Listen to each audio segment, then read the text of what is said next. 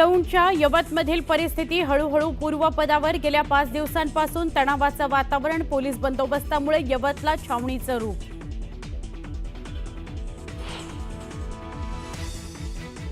बाहेरील व्यक्तीनं चुकीचं स्टेटस ठेवल्यामुळे यवतमध्ये तणाव मात्र सध्या परिस्थिती नियंत्रणात बेकायदेशीर काम करणाऱ्यांवर कारवाई होणार मुख्यमंत्र्यांनी ठणकावलं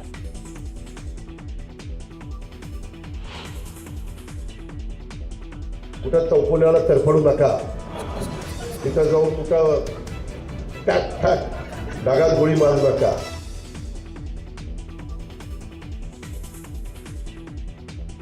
उपमुख्यमंत्री अजितदादांची तुफान फटकेबाजी तुमच्याकडून कोणतीही चूक होऊ देऊ नका तर चौफुल्यांवर जाऊन तडफडू नका म्हणत दादांनी खास शैलीत दिली कार्यकर्त्यांना तंबी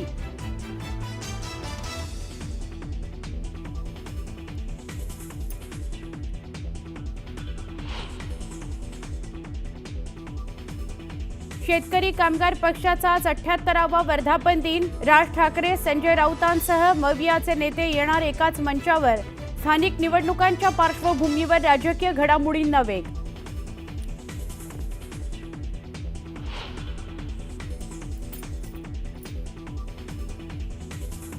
धाराशिवमध्ये पवनचक्की कंपन्यांविरोधात सुरू असलेलं कंपन्यांचं उपोषण मागे शेतकऱ्यांचा आक्रमक पवित्र्यानंतर प्रशासनाकडून मागण्या मान्य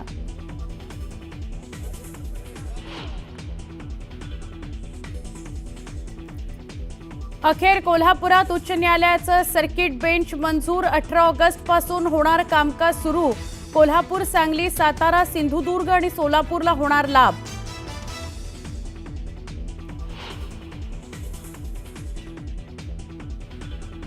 जळगावात डेंग्यूचे 227 संशयित रुग्ण तर 38 पॉझिटिव्ह रुग्णांची नोंद शहरात सध्या पालिकेकडून काळजी घेण्याचं आवाहन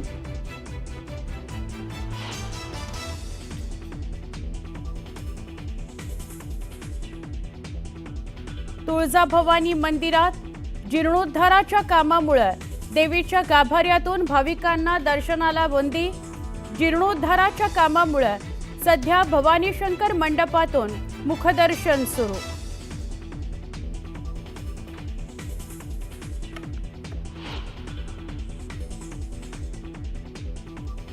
बुद्धिबळ विश्वकप विजेत्या दिव्या देशमुखचा आज महाराष्ट्र शासनाकडून नागरी सत्कार मुख्यमंत्री आणि उपमुख्यमंत्र्यांच्या उपस्थितीत नागपुरात विशेष सत्काराच्या कार्यक्रमाचं आयोजन गडकरीही राहणार उपस्थित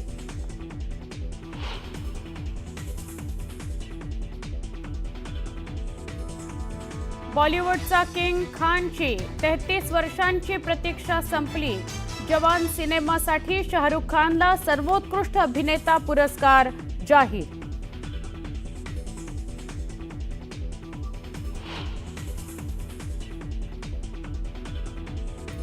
न्यूयॉर्कमधील पुरामध्ये मोठं नुकसान ब्रुकलिनमधील सबवे स्टेशनवर प्रवासी अडकले बसमध्येही शिरलं पुराचं पाणी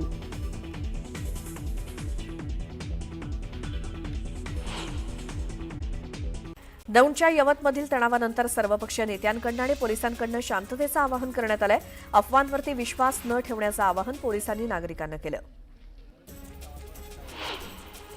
बाहेरच्या व्यक्तीने चुकीचा स्टेटस ठेवल्यामुळे यवतमध्ये तणाव निर्माण झाला होता मात्र परिस्थिती नियंत्रणात असल्याचं मुख्यमंत्री देवेंद्र फडणवीस यांनी सांगितलं बेकायदेशीर कामं करणाऱ्यांवरती कारवाई होणार असं देखील मुख्यमंत्री म्हणाले अजित पवारांनी यवतमधील घटनास्थळी भेट देत परिस्थितीचा आढावा घेतला अफवांवरती विश्वास ठेवू नका कायदा हातात घेऊ नका असं आवाहन उपमुख्यमंत्री अजित पवारांनी केलं पिंपरी चिंचवडमध्ये एक धक्कादायक घटना समोर आली गळ्यातील सोनसाखळी हिसकावणाऱ्या चोराला प्रतिकार केल्यामुळे अज्ञात चोरट्यानं तरुणावरती गोळीबार केला पिंपरी कॅम्प परिसरातली घटना आहे या घटनेचं सीसीटीव्ही फुटेज समोर आलंय हल्ल्यानंतर हल्लेखोर पसार झाला असून तपासासाठी 10 पथकं रवाना करण्यात आली आहेत शिवसेनेचे माजी नगरसेवक कमलेश राय याला अटक झाली आहे एका बांधकाम साईटवरती 50 लाखांची खंडणी मागितल्याप्रकरणी मुंबईच्या अंधेरी एमआयडीसी पोलिसांनी ही कारवाई केली कमलेश रायनं याआधी सुद्धा 8 लाख रुपये घेतल्याची माहिती असून 5 लाख रुपयांचा दुसरा हप्ता घेताना रंगेहात पकडण्यात आलं मुंबईच्या छत्रपती शिवाजी महाराज टर्मिनस येथील मेट्रो स्थानकाच्या नावावरनं ठाकरेंच्या शिवसेनेनं विरोध केलाय. मेट्रो स्थानकाला कोटक छत्रपती शिवाजी महाराज स्थानक असं नामकरण केल्यामुळे तीव्र निषेध करण्यात आला. मुंबईतील बोरिवली पश्चिम भागातील अनधिकृत बांधकामांवरती बीएमसीनं कारवाई केली. अनधिकृत फेरीवाले, स्टॉल्स, हातगाडी आणि रस्त्याच्या कडेला असलेल्या खाद्यपदार्थांच्या स्टॉलवरती कारवाई करण्यात आली. वसईच्या बेनापट्टी स्मशानभूमीत झुले आणि व्यायाम उपकरणं बसवल्यामुळे माजी महापौर प्रवीण शेट्टींनी संताप व्यक्त केला. यावेळी स्मशानभूमीत प्रवीण शेट्टींनी अनोखं आंदोलन करत पालिकेचा विरोध केला. बुलढाण्यात समृद्धी महामार्गाच्या संरक्षक भिंतीमुळे शेतकऱ्यांच्या शेतात मोठ्या प्रमाणात पाणी साचलंय. त्यामुळे शेती पिकाचं मोठं नुकसान झालंय. नुकसान भरपाई देण्याची मागणी शेतकऱ्यांनी केली. शेतात राहून कुक्कुटपालनाचा व्यवसाय आणि शेती सांभाळणाऱ्या वृद्ध दाम्पत्याच्या घरात पाणी शिरलं. साकोली शहरातल्या जुन्या वस्तीतील तलाव फुटल्यामुळे मोठ्या प्रमाणात पाणी शेतात शिरलं. दरम्यान या वृद्ध दाम्पत्याला सुखरूप बाहेर काढण्यात आलं, पण पाण्याच्या प्रवाहात कोंबड्या मात्र वाहून गेल्या. चिपळूण एमआयडीसी येथील पंपाचं बिल थकीत असल्यामुळे महावितरण नगर परिषदेचे वीज कनेक्शन बंद केलंय. नगरपालिकेनं महावितरणचं थकवलेल्या करामुळे सबस्टेशनला टाळं लागलंय आणि यामुळे वीज पुरवठा खंडित झाल्यामुळे नागरिकांना नाहक 3 तास अंधारात राहावं लागलं. धाराशिवमध्ये पवनचक्की कंपनीच्या विरोधात उपोषणाला बसलेल्या शेतकऱ्यांचं आंदोलन चिघळलं. उपोषणाला बसलेल्या शेतकरी महिला जिल्हाधिकारी कार्यालयाच्या इमारतीवरती चढल्या. जिल्हाधिकारी कार्यालयात हजर नसल्यामुळे गोंधळ वाढला. दरम्यान महिलांनी इमारतीवरून उड्या मारण्याचा इशारा दिला. पवनचक्की कंत्राटाविरोधात उपोषणाला बसलेल्या शेतकऱ्यांच्या आंदोलनावरती तोडगा निघालेला नाही. कैलाश पाटील यांनी मध्यस्थीसाठी गृहराज्यमंत्री पंकज भोयर यांना फोन करून शेतकऱ्यांच्या समस्या सांगितल्या. यावरती तोडगा काढण्याचं आश्वासन मंत्री भोयर यांनी दिलं. मात्र तरीही आंदोलक आंदोलनावरती ठाम आहेत. हिंगोली जिल्हा परिषद कार्यालयासमोर डोंगरकडा गावातील नागरिकांचं गेल्या 5 दिवसांपासून आंदोलन सुरू आहे. डोंगरकडा ग्रामपंचायतीमध्ये अनियमितता झाल्याचा आरोप करण्यात आलाय, तर ग्रामसेवकाचं तातडीनं निलंबन करण्याची मागणी करण्यात आली. यावेळी नागरिकांनी जोरदार घोषणाबाजी केली. धुळ्यामध्ये भाजीपाला विक्रेता संघटनेनं पालिका प्रशासनाविरोधात मोर्चा काढला. कारवाई करताना पालिकेच्या अधिकाऱ्यांनी धक्काबुक्की केल्याचा आरोप भाजी विक्रेत्यांनी केला. दरम्यान आग्रा रोडवरील हॉकर्सचा प्रश्न सोडवण्याची मागणी केली जाते.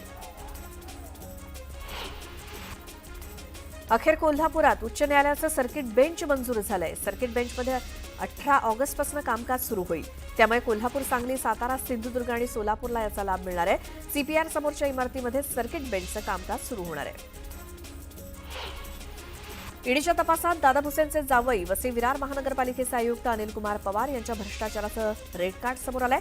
कोणत्याही प्रकल्पाला परवानगी देताना प्रति चौरस फूट 20 ते 25 रुपये तर नगररचना उपसंचालक यांचे 10 रुपये प्रति चौरस फूट कमिशन आकारल्याचं ईडीच्या तपासातनं समोर आलंय. इंडिया आघाडीचे खासदार येत्या 8 ऑगस्टला केंद्र सरकारविरोधात आक्रमक भूमिका घेणार आहेत. याच दिवशी ते संसद भवन इथून केंद्रीय निवडणूक आयोगाच्या कार्यालयापर्यंत पदयात्रा काढणार आहेत. निवडणूक प्रक्रियेबाबत वारंवार उपस्थित होणाऱ्या शंका, मतदार याद्यांमधली अनियमितता आणि स्वायत्त संस्थांवरील राजकीय हस्तक्षेप याविरोधात हा निषेध नोंदवला जाणार आहे. मतदान चोरी झाल्याचा राहुल गांधींनी गंभीर आरोप केला. कुणालाही सोडणार नसल्याचं म्हणत राहुल गांधींनी निवडणूक आयोगाला इशारा दिला.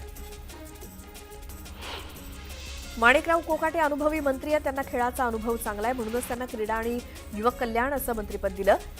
पूर्वीचा अनुभव बघता ते योग्य न्याय या विभागाला देतील अशा शब्दात रोहित पवारांनी कोकाटेंना टोला लगावला. मंत्र्यांचे आका त्यांना वाचवण्याचा प्रयत्न करतायत. कितीही सफेदी करण्याचा प्रयत्न केला तरी सरकार कलंकितच आहे अशा शब्दात संजय राऊतांनी सरकारवर जोरदार टीका केली. माणिकराव कोकाटे यांची कृषी मंत्री पदावरून उचलबांगडी केल्यामुळे लातूरमध्ये छावा संघटनेच्या कार्यकर्त्यांनी जल्लोष केला. यावेळी फटाक्यांची आतषबाजी करून कार्यकर्त्यांनी आनंद व्यक्त केला. योगेश कदम यांनी सावली डान्स बारचा ऑर्केस्ट्राचा परवाना परत करणं हा केवळ बचावाचा भाग असल्याची टीका सुषमा अंधारे यांनी केली. तर कारवाईपासून वाचण्यासाठी सारवासारव सुरू असल्याचं त्या म्हणाल्या. आमदार सुधीर मुनगंटीवारांनी चंद्रपूर जिल्ह्यातील ग्रामीण भागाच्या रस्त्यांची पाहणी केली. चंद्रपूर ते मूल, चंद्रपूर ते बामणी आणि चंद्रपूर ते जाम या रस्त्यांच्या दुरवस्थेबाबत मुनगंटीवार यांनी अधिकाऱ्यांना खडेबोल सुनावले. बुलढाण्याच्या लोणार तालुक्यात अतिवृष्टीची पाहणी करण्यासाठी आलेले पालकमंत्री मकरंद पाटील यांचं अनोखं स्वागत करण्यात आलं. शिवसेना उभाठाच्या पदाधिकाऱ्यांनी शेतकऱ्यांच्या समस्यांचे 10 प्रश्नांचे लेबल चिकटवलेला हार घालून पालकमंत्र्यांचं स्वागत केलं. बुलढाणा जिल्ह्याचे पालकमंत्री मकरंद पाटील यांनी बुलढाणा जिल्ह्यातील लोणार आणि मेहकर या भागामध्ये झालेल्या अतिवृष्टीची पाहणी केली. नुकसानग्रस्त शेतकऱ्यांशी संवाद साधून त्यांना नुकसान भरपाई देण्याचं आश्वासन पालकमंत्र्यांनी दिलं. चंद्रपूर शहरात भाजप आमदार किशोर जोरगेवार यांची आई अम्मा जोरगेवार यांचं स्मारक उभारलं जाणार आहे. गांधी चौकात हे स्मारक उभारलं जाईल. या चौकाचं नाव बदलून अम्मा जोरगेवार नाव देण्याचा प्रस्ताव पालिकेनं संमत केलाय. मात्र स्थानिक व्यापारी आणि नागरिकांनी स्मारकाच्या बांधकामाला विरोध केलाय. कर्नाटकातील अलमट्टी धरणाची उंची वाढवू नये यासाठी सर्वपक्षीय आमदारांची बैठक घेतल्याची माहिती राधाकृष्ण विखे पाटील यांनी दिली. तर मुख्यमंत्री देवेंद्र फडणवीस जलशक्ती मंत्रालयाकडे पाठपुरावा करत असल्याचं ते म्हणाले. परळीमधील व्यापारी महादेव मुंडे हत्या प्रकरणाचा तपास जलद गतीनं करा, आरोपींना लवकरात लवकर अटक करा अशी मागणी मराठा आंदोलक मनोज जरांगे पाटील यांनी सरकारकडे केली आहे. बंबई के में हमको बोलने का. नाशिकमध्ये क्रेडाई नाशिक मेट्रोच्या पुढाकारानं एरोनॉमिक्स 2025 अभियान राबवण्यात येते. मंत्री पंकजा मुंडेंच्या हस्ते या अभियानाचा शुभारंभ करण्यात आला. या अभियानात शहरातील 40हून अधिक संघटनांनी सहभाग घेतला.